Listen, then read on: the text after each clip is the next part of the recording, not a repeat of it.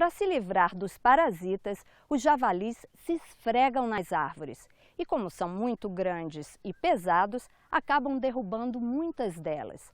Na tentativa de controlar os animais, os agricultores enfrentam outra questão: o que fazer com os animais abatidos?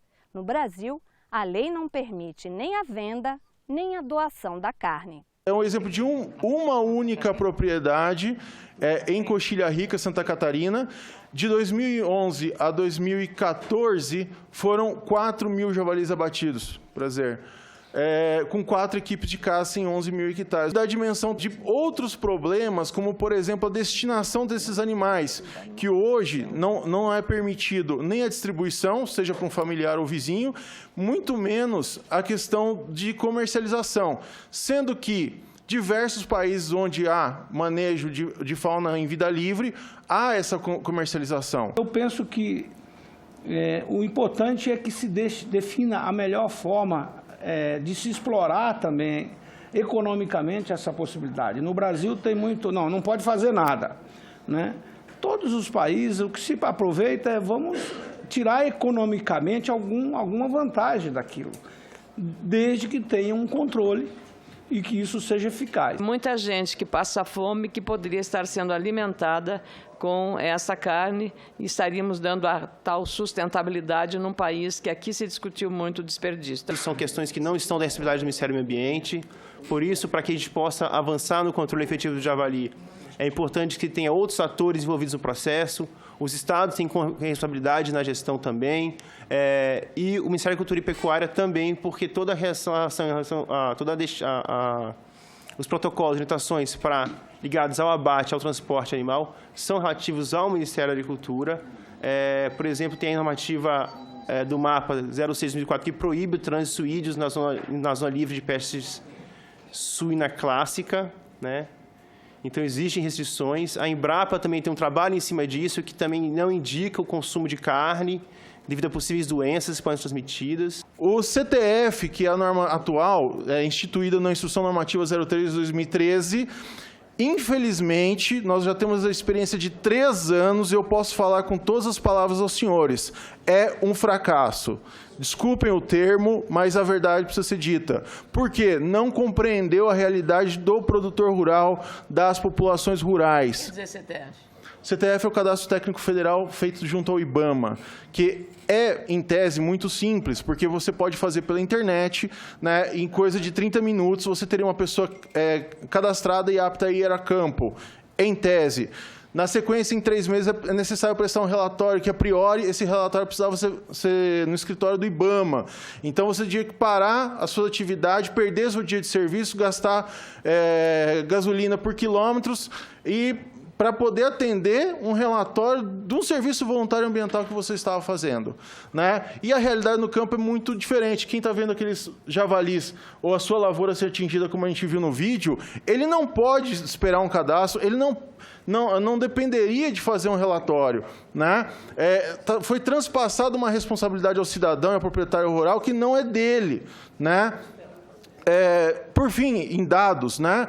A verdade é o seguinte: na época, até o último levantamento, eram um pouco mais de 7.000 inscritos, dos quais nem 20% conseguiu se manter regular. Ou seja, também 80% foram levados à ilegalidade, né? Dos abates, né? Porque o que se fala é que a necessidade é dos dados.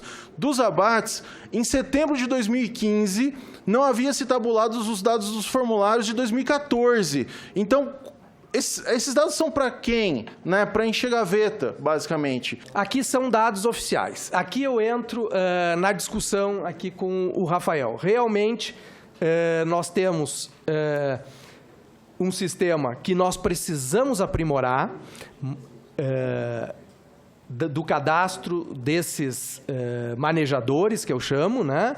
Nós temos que chamá-los de manejadores, porque, como eu referi, essa questão da caça é uma questão muito sensível no nosso país. Então, esses manejadores, eles apresentaram, após a publicação de 2013 a 2015, 405 relatórios, e nós temos ali o número de 1.629 javalis abatidos.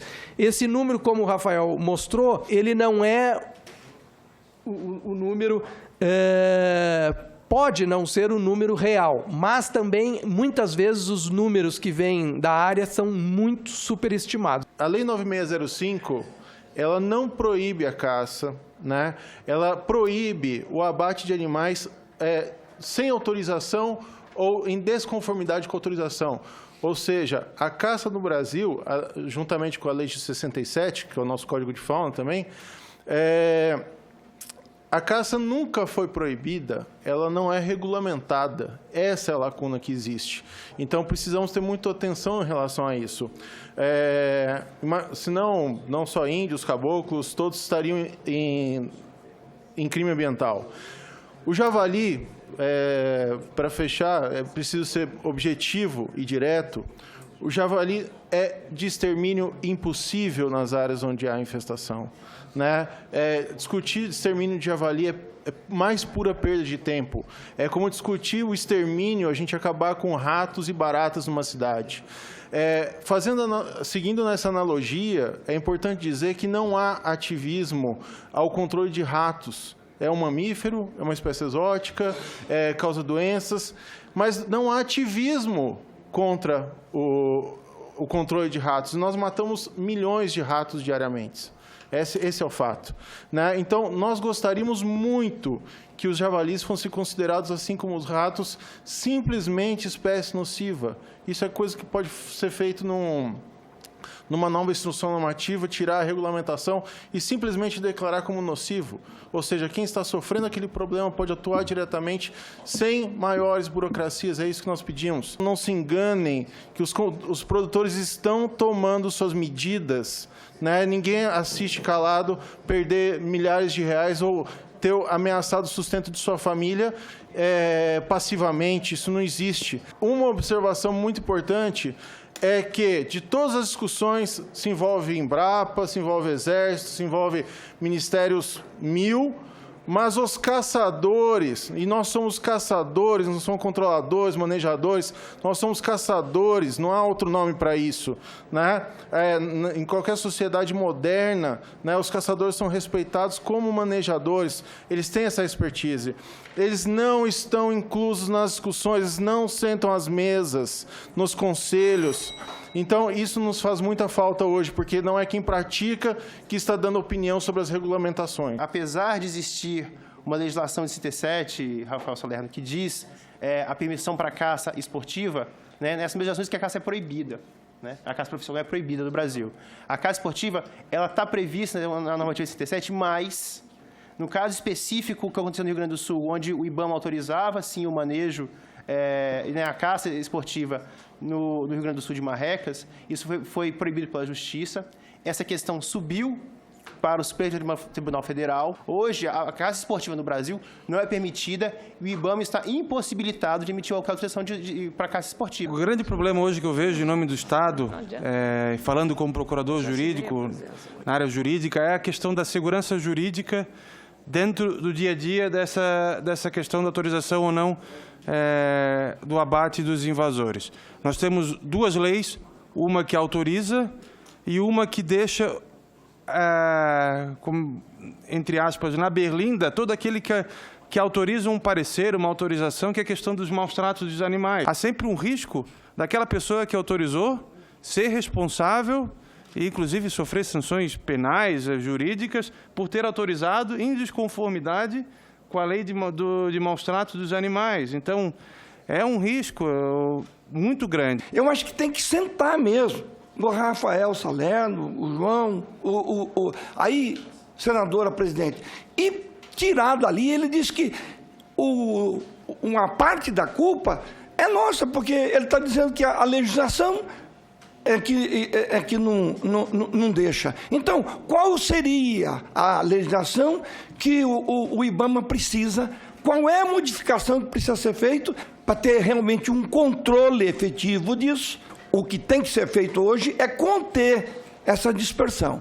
E os dados estão aí para mostrar. É uma espécie exótica, transmissora de doenças graves e comprometendo inteiramente não só o meio ambiente, pela devastação que faz ali, e também a economia dos estados, como Santa Catarina, que é uma região zona livre de aftosa sem vacinação. Como ele pode ser, esse animal transmissor da aftosa, ele pode ser um indutor de introduzir a aftosa, o risco que esse estado tem. O Em Discussão fica por aqui. Você pode rever este e outros programas pela internet. É só acessar senado.leg.br/TV. Obrigada pela companhia e até o próximo Em Discussão.